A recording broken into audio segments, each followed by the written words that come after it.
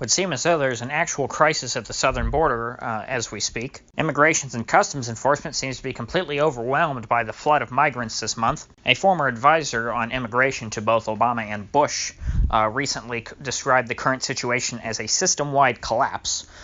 So why haven't we heard more about this? It would seem as though that this is well beyond the confines of normal border crossings that we would experience on a month-to-month basis at the southern border, because ICE is now projecting that they are going to take and apprehend about 100,000 people in March, and that's before the threatened caravans are yet to arrive. Migrant processing centers are way overcrowded, and it seems that they're holding a lot of these people in tents, in sort of like little tent cities, sort of refugee camp style, as their paperwork's being processed. Now, the next step after this, if there's still going to be more migrants coming, they're just going to have to start releasing people into the general public of the U.S. And of course, once these people get released into the U.S., well, then you're not exactly going to get them back and apprehend them later if it turns out that they're denied their refugee status. And of course, I'm sure a lot of these people realize that all they have to do is kind of get into the U.S. and then sort of get out into the general public. And at that point, there's so many millions of illegals here that they're probably not going to get deported. In fact, the only part of this whole saga that seems to be getting reported is the president's threat to shut down the southern border, and he's now cut off foreign aid to a lot of the Central American countries who he blames for sending the caravans, which, again, I'll emphasize, have not arrived yet. The caravans are still on the way, or at least the alleged caravans. So even without the caravans, the whole ICE infrastructure, the entire migration and border protection apparatus is experiencing a system-wide collapse. So what does that mean when, all of a sudden thousands more people arrive than they're anticipating? I think that I read that in McAllen, Texas alone, they're processing or they're taking in about 800 people a day. Of course, every one of those people have to go before a judge so that they get a hearing on whether or not they can apply for refugee status. There's absolutely no way for the courts to process all of these claims of asylum in any sort of a timely manner, because of course for a fact that the reason why people are applying for asylum and not just trying to get in on their own merits is because that is the way to gum up the system, and that's the way to sort of try and break through the border protection.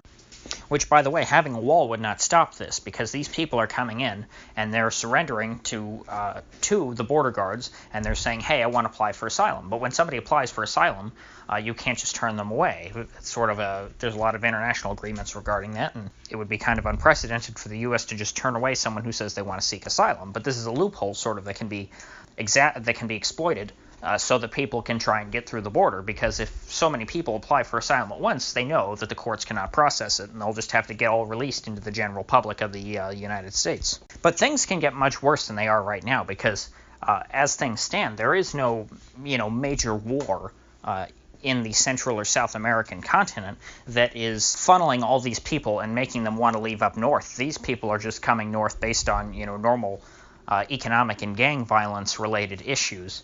It's not like they're escaping an actual war. Now, could you imagine what would happen if there was some kind of conflict, like, say, the Syrian civil war in the Western Hemisphere? Think of how many millions of people then would add to this existing deluge of people flooding up through the southern U.S. border. Such a scenario is not that far-fetched, considering that, to this day, President Trump keeps threatening to use force to overthrow the government of Venezuela. Now, were that to happen, were Venezuela to be truly destabilized, and Venezuela is already not doing very well as it is, and a lot of people are fleeing the country every day, but were there to be a complete system-wide collapse of the Venezuelan economy and state, you would see many more millions of people from Venezuela, a good chunk of the population, flood out. And of course, if people are flooding out of Venezuela, that's going to destabilize the countries around them, like Colombia, and people are just going to start heading north and trying to get to the U.S. This is exactly what happened to Europe when Syria and Libya were destabilized. Where did all those people start flowing? They flowed straight up to Germany and Sweden, the two most stable and richest countries in the region.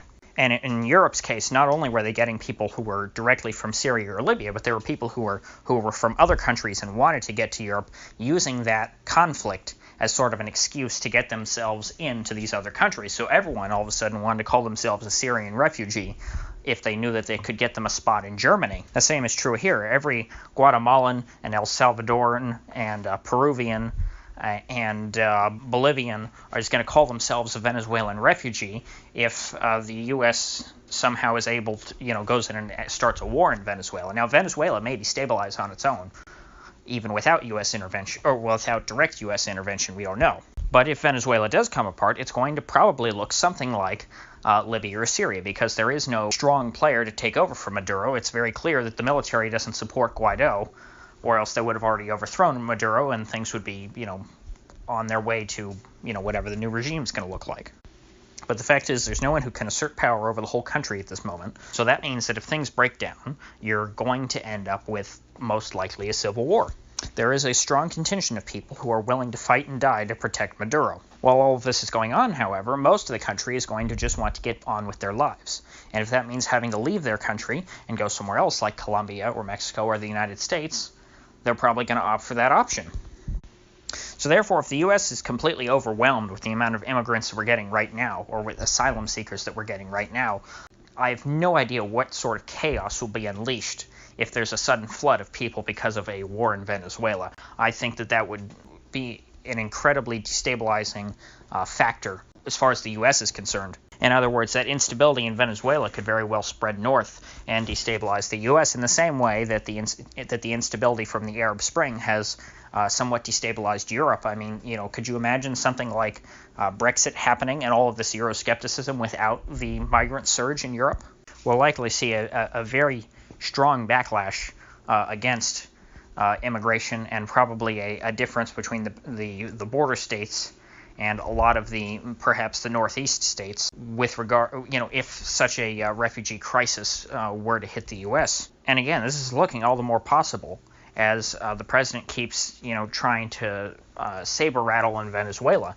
And now I think that's the reason why he's probably been reluctant to actually invade Venezuela is because of this very reason, because him and his advisors probably see that would create a huge refugee crisis. Nevertheless, even trying to take out Maduro in the way that he is, trying to push them over the edge, could also still lead to a very Libya-like situation. Remember that the U.S. did not invade Libya. The U.S. only helped the Libyan rebels push the country over the edge and get Gaddafi out, but they could not successfully put someone else back in Gaddafi's place. The U.S. did in Libya exactly what they're doing now. They just gave support to the opposition and tried to help them get the current guy out. Well, if your only goal is to get the current guy out and you have no plan for what comes next, well, then all you're going to do is create chaos. I mean, frankly, Iraq, if the U.S. hadn't stayed in Iraq for so long, Iraq would look just the same way as Libya did. They would have looked that way, 5 days after Saddam was forced from power. However, that was delayed, and we see that after the U.S. pulled out in 2010, then Iraq went right back into instability. You saw the Kurds and the Sunnis and the Shias all splitting off from each other, and we'll have a very similar situation. And, of course, Venezuela doesn't have the ethnic differences that Iraq does, but again, Venezuela is, fairly comparable to, I think, Syria or Libya. Yeah, so frankly, I'm stumped on what to do in this situation. I really don't know what I would do if I were in the president's position. Now, for one thing, I would stop trying to destabilize Venezuela. That's probably the biggest risk right now. But other than that, I have no idea how to quickly stop the flow of people at the border. I mean, I other than sending more resources to try and build more camps there. But when you have essentially weaponized immigration, which is what this looks like to me, looks very political. People exploiting the asylum-seeking provision. I don't know how you get around that, other than just denying asylum seekers. So if you got anything of value from this video, I'd appreciate you clicking that like button and subscribing. And if you have any suggestions on what you think that could be done in this situation to deal with this problem, I'd very much appreciate hearing about it in the comments section. So I do upload every day for those of you who are newcomers to the channel, and I hope to see you all tomorrow.